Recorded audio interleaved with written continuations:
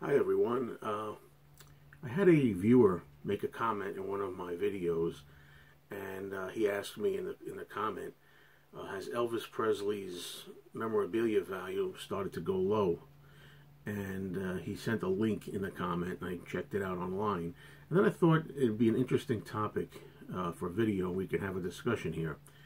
Originally, the way I was going to handle this was I was just going to make the video solely about Elvis Presley and the question of how his memorabilia is doing these days, if it's selling well or not. And then as I started thinking about it, I started thinking of the Beatles and how the complete opposite is happening. I'm told that the value of Beatles items just is always bankable and it's always going up. So I thought I'd kind of make a comparison video where we could get a lot of discussion here. I'm going to try to leave the link down in the description to this article. I don't know if I'm going to include it or not. I'm going to be reading a lot from it to help you understand what it says here. It's from a UK site. It looks like The Guardian, I believe it is. And the name of the article is called "Can't Help Falling in Price. Why Elvis's Memorabilia is Plummeting in Value." And it says, as the King's fans die of old age and their collections hit the second-hand market, vintage Elvis records have never been cheaper. So the article is written by Uba Butler, and I'm going to read a little bit of the article for you just to give you a background of what we're talking about here. It says, from the moment Elvis Presley landed, we wanted every piece of him. This turned his old records into vinyl and shellac gold. While the value of discs by other popular mid-century artists, such as Cliff Richard and Frank Sinatra, dropped as time passed, Elvis's didn't.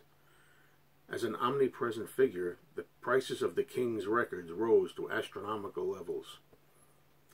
And then unearthing an original That's All Right record became a 4,000-pound lucky strike. A set of 5 original Sun singles at one time fetched 25,000 pounds. This made them a sort of pension for many collectors. They packed items away, hoping one day to exchange them for a caravan in the I can't read it, Dordogne? I don't know. However, this has all begun to change. Then it goes on to say, in December of 2015, an unheard, one-of-a-kind Elvis acetate surfaced at an auction house in the West Midlands.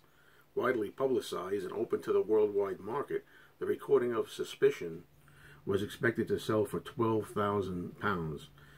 It achieved 6,500 pounds. This shocked many, but not collectors. It marked the arrival of a moment they had always feared. For the first time in popular music history, Elvis records and collections were dropping in value. And then it goes on to give other examples. There's somebody here, what is the person's name? I'm losing the person's name. But a person here is quoted as saying, if you tried to sell any Elvis record that could easily have sold for 15 to 20 pounds each in the 1980s, today you can hardly give them away.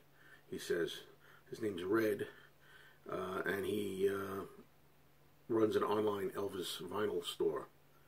Now it says, why is this? It's depressingly apt that John Duffy, the first collector I wanted to ask that question to, has passed away. The Elvis Shop London, the UK's only Elvis store, closed its doors recently due to, quote, simply not making any kind of profit, unquote. Europe's last Elvis music store, the Elvis Corner store in Utrecht, forgive my pronunciation, now opens just one day a week. The truth is, with many Elvis fans and collectors well into their 70s and 80s, as each year goes by, more are lost. This then floods the market with their wares. There are about 32,000 Elvis records being sold on eBay at the moment. This number was closer to 20,000 items for all memorabilia 5 years ago. And it's not even as if they're selling well. Of the 40,000 vinyl listings to finish in the past 3 months, only 16,000 have resulted in a sale. The problem is there simply aren't enough collectors left. Quote, you'll barely see Elvis guys here, not anymore, I'm told by Alan Simpson, an Elvis dealer at Stratford-upon-Avon Record Fair, as he stands over a vacant stall. It's sad for those who have spent their lives counting on these hoards that their value is now diminishing. But if you consider events in recent years, such as the haphazard sale of the Elvis Presley estate and Cirque du Soleil's Viva Elvis show in Las Vegas closing after just 2 years, and it says the first show in the troupe's history to finish early, it seems to be part of a larger issue, one of a once immovable object in pop culture beginning to slip out of view. Now, this is going to be controversial for a lot of people. Now, as we all know, I'm an Elvis fan. I don't like Elvis as hugely as I do the Beatles, but I've also noticed, even on my own channel, when I make Elvis videos, which I do from time to time, and I'm not going to stop, so anybody out there who's an Elvis fan, and I know I have some, I know Melissa Ordonez is one of my big Elvis fans, I'm not going to stop making Elvis videos here and there, or picking up certain Elvis items for my collection now and then, although I'm kind of laying low on Elvis for a while. But I noticed that when I do make videos, such as simple things, even like just doing a ranking, Elvis's albums, and doing like songs from best song to least favorite song and so on, it gets very few views, very few hits on the channel. I mean, I don't just make videos depending on views. I mean, if a lot of people watch a certain video, that's terrific, and if people don't, well, they don't. I mean, I'm still going to put whatever I want up here. But the facts are, though, every time I do make an Elvis video, I'm lucky if it even hits 1,000 views. You know, an Elvis video may wind up with 600, 700 views, whereas a Beatles video on my channel could go to 2,000 views, so somewhere around there. You know. So I don't know if that really speaks more about Elvis or if it speaks more just about the fact that a lot of people view my channel as a Beatles channel, and therefore I have a lot of Beatles viewers who just aren't interested in Elvis. I don't really know. But it is a fact that before I even read this article today, I had been noticing for a while, even in my stores that I go to, that people are not that keen on Elvis as much as they used to be anyway. My regular record store, I mean, I have a ton of Elvis books that I'm looking to sell. And he said, I mean, not all my books. I want to cull the books and sell some of them. And he says he doesn't want them. You know, he gives a lot of them away. Sometimes on record store day, he's got a bin on the side with free Elvis memorabilia. It's true that Elvis memorabilia has really overflooded the market. But he always told me that the Elvis value is going down. And there's a second record store I go to where I've mentioned to him that occasionally I think about bringing some Elvis records, maybe records I have in doubles or I'm looking to get rid of, where he says, well, I don't really know if I want those. Elvis is a tough sell, he tells me. So the second guy who doesn't even really like to take Elvis stuff, and he finds Elvis a tough sell, according to him. So it's interesting that it's gotten to that point. Now, one of the reasons that I've always felt there's a difference between Elvis and the Beatles, and I'm bringing the Beatles up because Elvis and the Beatles are the two big powerhouses in music. Elvis is the most, famous single performing artist, and the Beatles are the most popular group that ever lived. So that's the way I look at it. There's Elvis, the Beatles, and then everybody else. But the Beatles, on the other hand, seem to be selling very well. In fact, my record store owner has a quote. He says, I could sell the Beatles all day. He could sell Beatles. There's no problem with that. And I'm sure almost any dealer will tell you that the Beatles memorabilia still goes up. And even their hardcore fan base, the first generation fans, are getting up there in years. Not as old as Elvis's fans. They're a generation earlier than Elvis's fans. But I think there's a difference that a lot of people don't agree with. Maybe some do. Let me know how you feel. I think the difference with Elvis and the Beatles is that Elvis's music is very much of a period. First of all, the 50s, 1950s stuff in general has been sadly discarded a lot. I'm not just talking about Elvis. I'm talking about 1950s rock and roll, doo-wop type stuff in general. I mean, people tend these days to think of the 60s on, 60s, 70s, 80s, 90s, but they don't usually think of the 50s, and I think that's terrible, because the 50s were a great era with some great music in it. But Elvis's records in particular, very much of a time. The style, the feel of the 50s, very much old, you know. And I don't think it translates as well to new generations as, say, the Beatles do.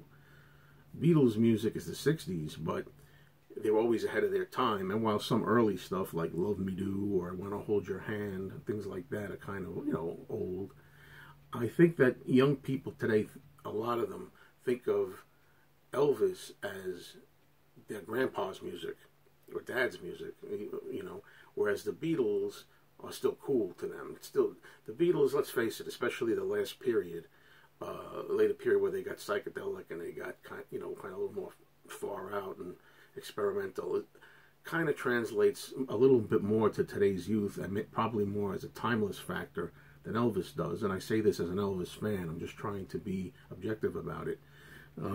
That's how I feel about it. And I think that's part of the reason why Elvis doesn't really synchronize in well with the youth. Now, don't get me wrong. A lot of times when I've been at my record store in the past, I haven't been there in a long time, hanging out in there. But when I do, I notice that I just happen to observe. I see a lot of young people come in. A lot of times they flock right over instinctively to the Beatles section.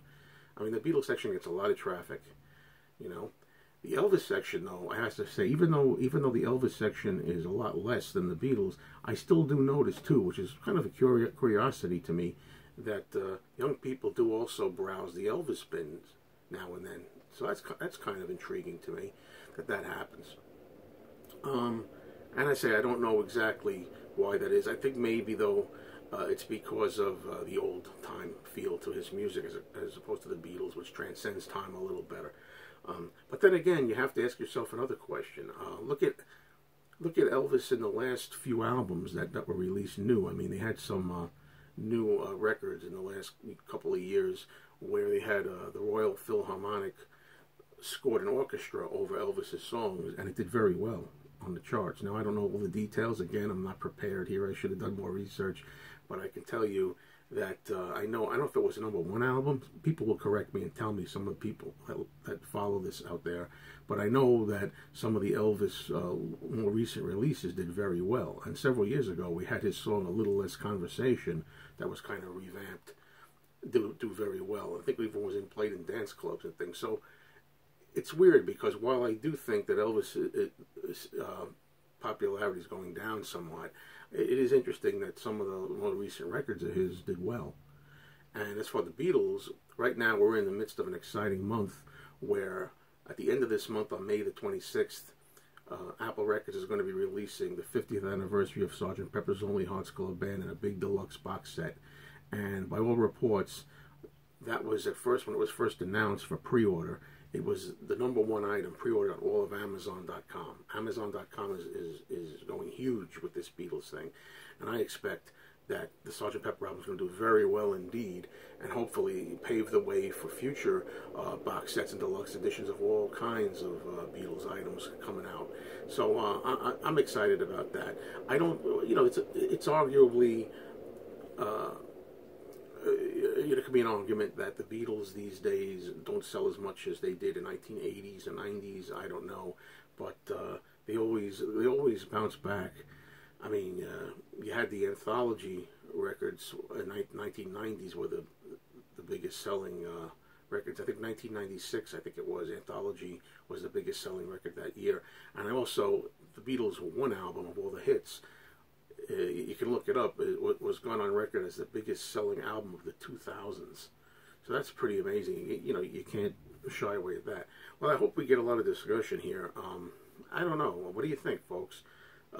I still think the Elvis and the Beatles, they're my big guys in my collection.